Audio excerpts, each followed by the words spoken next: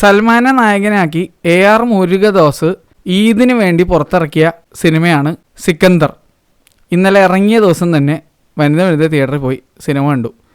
ഈ സിനിമയിൽ രശ്മിക മന്ദാനുണ്ട്, കാജൽ അഗർവാൾ ഉണ്ട്, സത്യരാജ് ഉണ്ട്, പ്രതീക് ബബ്ബർ ഉണ്ട്, അങ്ങനെ കുറച്ചധികം പേര് വേറെ ഉണ്ട്. AR മുരുകദോസ് ഡയറക്ടർ നിങ്ങൾക്ക് മനസ്സിലായെന്ന് വിചാരിക്കുന്നു. അറിയാൻ പാടാത്തവർക്ക് വേണ്ടി പറയുകയാണ്. ഗജനി തമിഴും ഹിന്ദി ഡയറക്റ്റ് ചെയ്തേയും കൈദി എന്നുള്ള സിനിമ, തുപ്പാക്കി എന്നുള്ള സിനിമ ഇതൊക്കെ ഡയറക്റ്റ് ചെയ്ത ഡയറക്ടറാണ്. ഇത് കൂടാണ്ട് പുള്ളിക്കാരൻ വേറെയും കുറച്ച് സിനിമകൾ ഡയറക്റ്റ് ചെയ്ത് വെച്ചിട്ടുണ്ട്. ദർബാർ എന്നുള്ള രജനീകാന്തിനെ വെച്ചെടുത്തുള്ള സിനിമ, ഹോളിഡേ എന്നുള്ള അക്ഷയകുമാർ അഭിനയിച്ചിട്ടുള്ള തുപ്പാക്കിയുടെ റീമേക്ക്, സർക്കാർ എന്നുള്ള സിനിമ. അതിനകത്ത് ഈ ഹോളിഡേ, സർക്കാർ, അതുപോലെ തന്നെ ദർബാർ ഇതൊന്നും വലിയ കാര്യമായിട്ട് എനിക്ക് ഇഷ്ടപ്പെട്ട പടങ്ങളൊന്നും അല്ല. എന്നിട്ടും ഈ സിനിമയ്ക്ക് പോകാൻ കാരണം AR മുരുകദോസ് എന്നുള്ള ഒരു ആളായതുകൊണ്ട് തന്നെയാണ്. പിന്നെ 7ാം അറിവിൻ്റെയും ഡയറക്ടർ കൂടിയാണ് പുള്ളി. ഈ സിനിമയ്ക്ക് ഒരു മിനിമം ക്വാളിറ്റി പ്രതീക്ഷിച്ചിരുന്നു. പടം തുടങ്ങി ഒരു 20 മിനിറ്റ് ആ ഒരു മിനിമം ക്വാളിറ്റി കിട്ടി. ഒരു 20 മിനിറ്റ് കഴിഞ്ഞിട്ട് ഒരു പർട്ടിക്കുലർ ഇൻസിഡൻറ്റ് സംഭവിക്കും. അതിനുശേഷം പടം കൈവിട്ട് പോയ അവസ്ഥയായിരുന്നു. ഇതിനകത്ത് സൽമാൻ അവതരിപ്പിച്ചിരിക്കുന്ന ക്യാരക്ടർ എന്ന് പറഞ്ഞു കഴിഞ്ഞാൽ ഒരു രാജാവാണ്. അതാണ് ആ ക്യാരക്ടർ എഴുതി വെച്ചിരിക്കുന്നത്. പക്ഷേ സൽമാൻ അത് അവതരിച്ച് വെച്ചേക്കണം എങ്ങനെയാണെന്ന് അറിയാമോ? രാജാവ് അവസ്ഥയിലാണ്. പണ്ട് നമ്മുടെ ഇവിടെ കേരളം ഭരിച്ചിരുന്ന ഒരു രാജാവുണ്ടായിരുന്നു, പേര് ശശി എന്ന്, മറ്റേ നമ്മുടെ സലീം കുമാർ പറയൂലേ, സാധിക്കാത്ത എന്തൂലി, ആ അവസ്ഥയായിരുന്നു സൽമാൻ ഖാൻ്റെ അവസ്ഥ എന്ന് പറഞ്ഞു കഴിഞ്ഞാൽ. ഒരു രീതിയിലും ഒരു രാജാവായിട്ട് നമുക്ക് ഒരു രീതിയിലും സൽമാനെ ഫീൽ ചെയ്യില്ല. രാജാവിൻ്റെ റോള് ചെയ്യാനായിട്ട് സൽമാൻ വീട്ടിലിട്ട് ഷർട്ട് ഇട്ടിട്ട് നടന്നു വന്ന് ആ കയ്യിലെ മാലയില്ല എന്താണ് ആ കയ്യിലുള്ള ബ്രേസ്ലെറ്റ് ഇട്ടിട്ട് വെറുതെ അങ്ങോട്ടും ഇങ്ങോട്ടും നടക്കുന്നത്. അങ്ങനത്തെ ഒരു അവസ്ഥയായിരുന്നു ഈ സിനിമ. എന്നോട് ചോദിച്ചു കഴിഞ്ഞാൽ ഇത് ഒരു പുതിയ രീതിയിലൊരു പേരിട്ട് വിളിക്കാൻ പറ്റിയ ഒരു പടമാണ്, രാജാവരാധം. അങ്ങനെ എനിക്ക് തോന്നി ഈ സിനിമ. ഒരു ഫസ്റ്റ് 20 മിനിറ്റൊക്കെ എങ്ങനെ ഇരുന്നേച്ചെന്ന് അറിയാമോ? അത് കഴിഞ്ഞിട്ട് സിനിമ കയ്യിൽ നിന്ന് പോയ അവസ്ഥ. AR മുരുകദോസ് എന്താണ് ഈ എടുത്തു വെച്ചിരിക്കുന്നതെന്ന് എനിക്ക് മനസ്സിലായില്ല. രശ്മിക മന്ദാനയുടെ ഒരു രസമുണ്ട്. പൊതുവേ ഈ അടുത്തുള്ള സിനിമകളൊക്കെ രശ്മിക മന്ദാനൻ്റെ പെർഫോമൻസ് എനിക്ക് തീരെ ഇഷ്ടപ്പെട്ടിട്ടുണ്ടായിരുന്നില്ല. ഈ സിനിമയിൽ വളരെ ഭേദപ്പെട്ടൊരു പെർഫോമൻസ് ആയിരുന്നു. മറ്റുള്ളവരൊക്കെ ഒടുക്കത്തെ ഓവറാക്ട് ചെയ്യുമ്പോൾ പുള്ളിക്കാരി തമ്മിൽ ഭേദം തൊമ്മൻ എന്നുള്ള അവസ്ഥയായിരുന്നു. അതുകൂടാതെ പുള്ളിക്കാരിയുടെ കോസ്റ്റ്യൂംസ് ആകെ ഫുൾ പടത്തിൽ എനിക്ക് തോന്നുന്നു ഒരു 7 കോസ്റ്റ്യൂം ഉള്ളുന്നുണ്ട്. എല്ലാം നല്ലതായിരുന്നു. എനിക്കൊന്ന് പുള്ളിക്കാരി തന്നെ കോസ്റ്റ്യൂം ഡിസൈനർ ഇല്ലാത്തതുകൊണ്ട് എനിക്ക് തോന്നുന്നത് വീട്ടിൽ നിന്ന് പുള്ളിക്കാരിയുടെ നല്ല ഡ്രസ്സൊക്കെ ഇട്ടിട്ടുണ്ടെങ്കിൽ തോന്നുന്നുണ്ട് സെറ്റിലേക്ക്. അങ്ങനത്തെ ഫുൾ പടം എടുത്തൊക്കെ എനിക്കൊന്ന് പുള്ളിക്കാരിക്ക് 7 ഡ്രസ്സും കണ്ടുള്ളൂ. പക്ഷെ അത് ഉള്ളത് വൃത്തിക്ക് ഇട്ടിട്ടുമുണ്ട്. പാട്ടിലൊക്കെ നല്ല ഭംഗിയുണ്ട്. പിന്നെ സെറ്റും പാട്ടും ഒക്കെ മറ്റേ കളർ വാരി പൂശിയൊക്കെയാണ്. ഒരു കളർ പോലും സെറ്റിൽ ഉണ്ടാവാതിരിക്കരുത്. എല്ലാ കളറും വിബ്ജിയോർ കംപ്ലീറ്റ് അവിടെ ഉണ്ടാവണം എന്നുള്ള മൈൻഡിൽ സെറ്റ് ചെയ്തേക്കുന്ന പാട്ടുകളാണ്. അതുകൊണ്ട് വനിതയിൽ ലേസർ പ്രൊഫഷനിൽ കാണാൻ നല്ല ഭംഗിയൊക്കെ ഉണ്ടായിരുന്നു. പക്ഷേ ഇതിൻ്റെ DCPയുടെ അവസ്ഥ എനിക്ക് ഡൗട്ടുണ്ട്. കാരണം ഒരൊറ്റ മര്യാദക്കുള്ള അറ്റ്മോസ് എഫക്റ്റ് പോയിട്ട് ഒരു സറൗണ്ട് സൗണ്ട് പോലും മര്യാദയ്ക്ക് ഈ സിനിമയ്ക്ക് ഉണ്ടായതായിട്ട് എനിക്ക് ഫീൽ ആയില്ല. ഭയങ്കര ശോകമായിരുന്നു എൻ്റെ അഭിപ്രായത്തിൽ. ഇതിൻ്റെ മ്യൂസിക് ചെയ്തിരിക്കുന്നത് സന്തോഷ് നാരായണനാണ്. വിശ്വസിക്കാൻ പറ്റിയില്ല. ഫിലിം എഡിറ്റ് ചെയ്തിരിക്കുന്നത് വിവേക് ഹർഷൻ, നമ്മുടെ മലയാളത്തിലെ വിവേക് ഹർഷൻ. എനിക്ക് വിശ്വസിക്കാൻ പറ്റിയില്ല.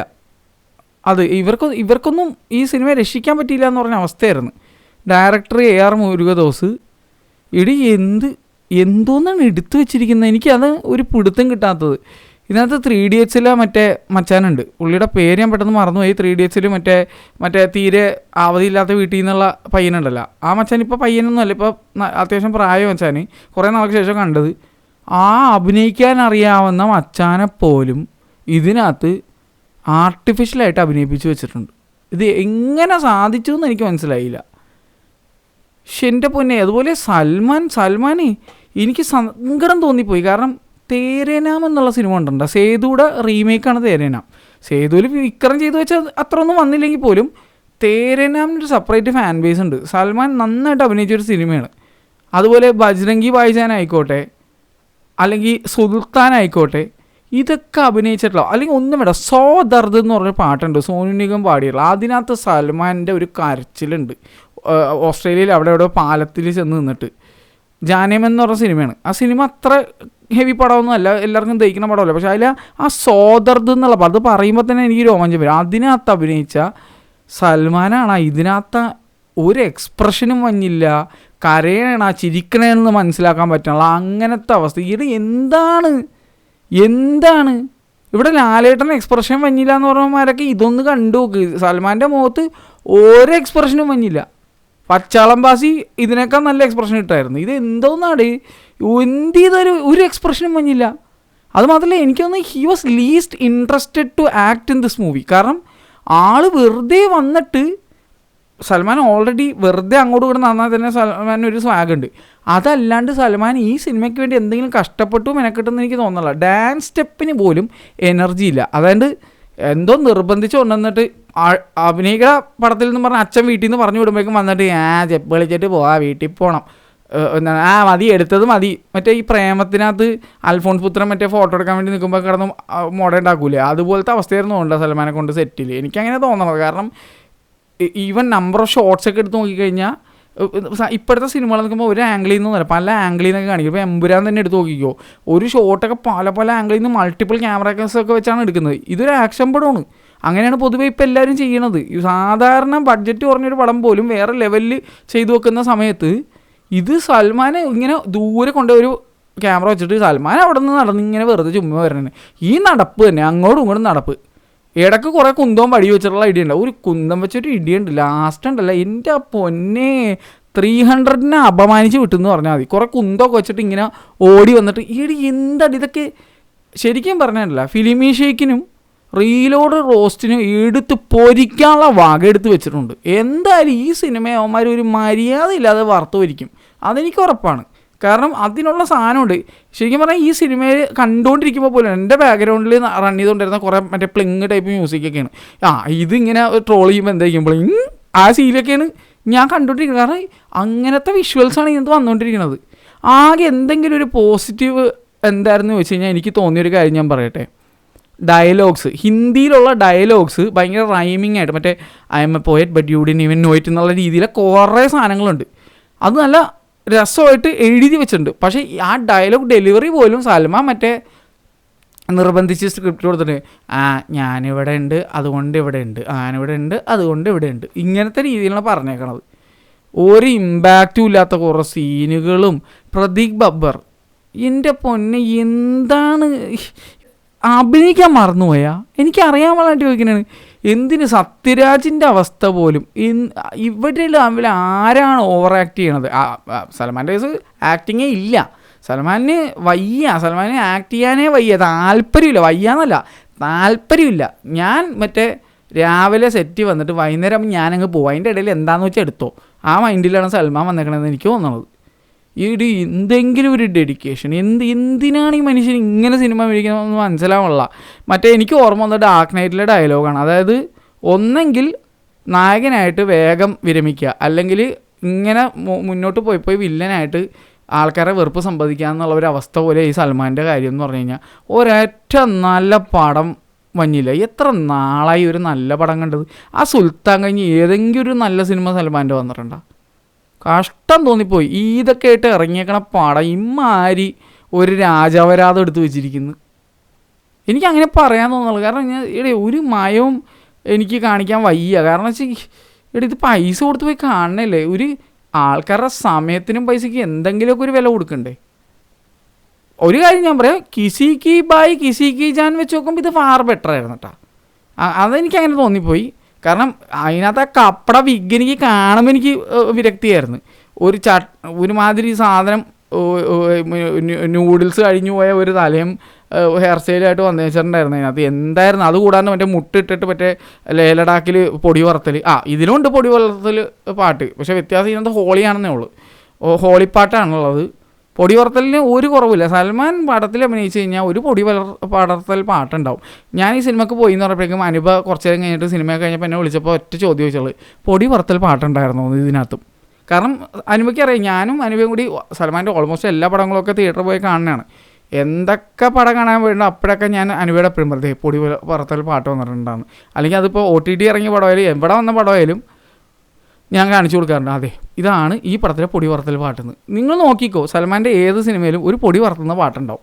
കാലൊക്കെ ഇട്ടിട്ട് ഒരു ഇങ്ങനെ കാണിച്ച് കുറേ പൊടി വറുത്തും, അല്ലെങ്കിൽ എന്തെങ്കിലും പൊടി പടരും. ഇതിനും ഉണ്ട് സാധനം, പക്ഷേ എന്തിനോ വേണ്ടി തിളക്കുന്ന ഒരു പൊടി സാമ്പാർ, ആ അവസ്ഥയാണ്. പറയാൻ പോയി കഴിഞ്ഞാൽ എനിക്ക് ഒരുപാടുണ്ട്. എനിക്കൊരു അരമണിക്കൂർ പറയാനുള്ള വെറുപ്പിക്കൽ ഇതിനകത്ത് ഉണ്ടെന്നാണ് എൻ്റെ ഒരു അഭിപ്രായം. പക്ഷേ എനിക്ക് മടുത്ത്, എനിക്ക് വയ്യാതായി ഈ സിനിമ കണ്ടിട്ട്. അതാണ് അവസ്ഥ. അത്രയും ശോകം. കുറച്ച് നേരം കഴിയുമ്പോഴേക്കും ഞാനും എൻ്റെ കൂട്ടുകാരൻ ആഷ്ബിൽ സിനിമ ഉണ്ടായിരുന്നത്. ഞങ്ങൾ സ്പോട്ട് റോസ്റ്റിംഗ് ആയിരുന്നു ഇരുന്നിട്ട്. സങ്കടം തോന്നിപ്പോയി. അങ്ങനത്തെ അവസ്ഥ. അത്രയും ശോകോടെ സൽമാനൊക്കെ എങ്ങനെ നടന്നിരുന്നതാണ്. ആ ഒരു മുത്സേ ഷാദി കറോങ്കി വിത്ത് അക്ഷയ് കുമാർ, എന്ത് കേട്ടിലും പടം വരുന്നതൊക്കെ. എന്തോരം സൽമാൻ്റെ നല്ല സിനിമകളുണ്ട്. ആ സഞ്ജയദത്തിൻ്റെ കൂടെ ഒരു നല്ല ഏതെങ്കിലും ഒരു പടം അഭിനയിച്ചുകൂടെ? ഞാൻ അങ്ങനെയൊക്കെയാണ് ആലോചിക്കുന്നത്.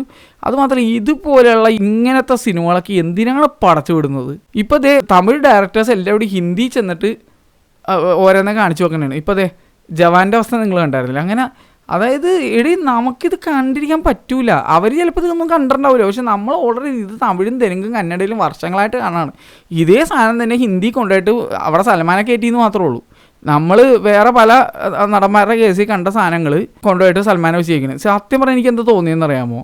പണ്ടത്തെ ബല്ലയ്യ പടങ്ങളില്ലേ, അതുപോലെയാണ് ഇപ്പോൾ സൽമാൻ്റെ പടത്തിൻ്റെ അവസ്ഥ. ബല്ലയ്യ അദ്ദേഹം വരെ തിരുത്തി അങ്ങേര് ഡാക്കു മഹാരാജ് ചെയ്ത്, അല്ലെങ്കിൽ അങ്ങേരുടെ ബാക്കിയുള്ള ഈ അടുത്തുള്ള കുറച്ച് സിനിമകൾ നോക്കിക്കേ, അങ്ങേര് വരെ മാറ്റി പിടിച്ച്. അപ്പോൾ ഇവിടെ ഒരുത്തൻ എന്തേ അതിലേക്കെടുത്ത് ചാടിയേക്കണം. എന്ത് പറയാൻ സൽമാൻ്റെ ഒരു കാര്യം. ഭായിജാൻ്റെ ഓരോ അവസ്ഥകൾ. എന്ന് സൽമാൻ ഭായിജാനായോ അന്ന് സൽമാൻ്റെ വിധിയായിരുന്നു. അതോടെ സൽമാൻ തീർന്നു എന്ന് പറഞ്ഞ അവസ്ഥയാണ്. എനിക്കിനി കൂടുതൽ പറയാൻ പറ്റും, കാരണം ആ മനുഷ്യനോട് കുറച്ചൊക്കെ സ്നേഹമുണ്ട്. പക്ഷേ എന്താണ്, എനിക്ക് എൻ്റെ ക്ഷീണം മാറ്റണമെങ്കിൽ ഞാൻ തേരനാം ഒന്നും കൂടിയൊക്കെ ഇരുന്ന് കാണണം. അല്ലെങ്കിൽ ആ ബജ്രംഗി ഭായി, അല്ലെങ്കിൽ സുൽത്താൻ. ഞാൻ സുൽത്താൻ തിയേറ്ററിൽ 3 തവണ പോയി കണ്ട പടമാണ്. അമ്മാതിരി കിടിലം പടം. 3 തവണയാണ് സുൽത്താൻ ഞാൻ തിയേറ്ററിൽ പോയി കണ്ടത്. ആരോട് പറയാം? ഇനിയുണ്ട്, കുറേ ഉണ്ട് പറയാം. ഒരു സീനും കൂടി അതും കൂടെ പറഞ്ഞിട്ടേ ആകുമ്പോൾ ഈ സിനിമയിലെ ഒരു സീനാണ് കേട്ടോ. ഇത് നിങ്ങൾ കേട്ടോ, ഒറ്റൊരു സീൻ. ഭർത്താവിനെ കൊല്ലാൻ ആൾ വന്നിട്ടുണ്ടെന്ന് മനസ്സിലാക്കിയ രശ്മിക ഭർത്താവ് അറിയാതെ ഉറങ്ങണതായിട്ട് നടിച്ചിട്ട് അതിൻ്റെ ഇടയിൽ കൂടെ മെസ്സേജ് അയച്ചിട്ട് കുറേ നാട്ടുകാരെ വിളിച്ചു വരുത്തും. അപ്പോൾ സൽമാനെ കൊല്ലാൻ വേണ്ടി വന്നേക്കണ ഗുണ്ടകൾ വന്ന് സൽമാൻ്റെ ഓപ്പോസിറ്റ് നിൽക്കുമ്പോൾ സൽമാൻ കാണാത്തൊരു കാഴ്ചയുണ്ട്. അതായത് സൽമാൻ്റെ പുറകിൽ ഒരു ട്രെയിൻ പോയിക്കൊണ്ടിരിക്കുന്നുണ്ട്. ആ ട്രെയിൻ പാളത്തിൻ്റെ അപ്പുറത്ത് ഈ രശ്മിക വിളിച്ചു വരുത്തിയ നാട്ടുകാർ മൊത്തം ഇങ്ങനെ വന്ന് നിൽക്കും. 1-2 ആൾക്കാരൊന്നുമല്ല, എനിക്കൊന്ന് 1000 പേരുണ്ടാവും വന്ന് പുറകിൽ നിൽക്കും. എന്നിട്ട് ഈ ഗുണ്ടകൾ, അതായത് കൊല്ലാൻ വന്ന ഗുണ്ടകൾ ഈ നാട്ടുകാരെ കണ്ടിട്ട് അവർ സ്കൂട്ടാവും അവിടെ നിന്ന്. ഇതൊക്കെ സംഭവിക്കണം സ്പ്ലിറ്റ് സെക്കൻഡിലാണ് കേട്ടോ. ഇത് കഴിഞ്ഞിട്ട് ഈ ട്രെയിൻ പോയി കഴിയുമ്പോഴേക്കൊണ്ടില്ല അവിടെ 1000 പേരും കാണാണ്ടാവും. സൽമാൻ തിരിഞ്ഞു നോക്കുമ്പോഴേക്കും ഒറ്റ ഒരു കുഞ്ഞുപോലും അവിടെ ഇല്ല. അവരവിടെ ഉണ്ടായതായിട്ടുള്ള ഒരു സാധനം പോലും ഇല്ല. ഇമ്മാതിരി ലോജിക്ക് പരിപാടികളൊക്കെയാണ് പടത്തിൽ ചെയ്തു വെച്ചിരിക്കുന്നത്. ഇപ്പം ഏകദേശം ഒരു ഐഡിയ കിട്ടിയില്ലേ പടത്തിൻ്റെ അവസ്ഥ എന്താണെന്നുള്ളത്? എത്ര പറയാനുള്ളൂ. ശരി, ടാറ്റ.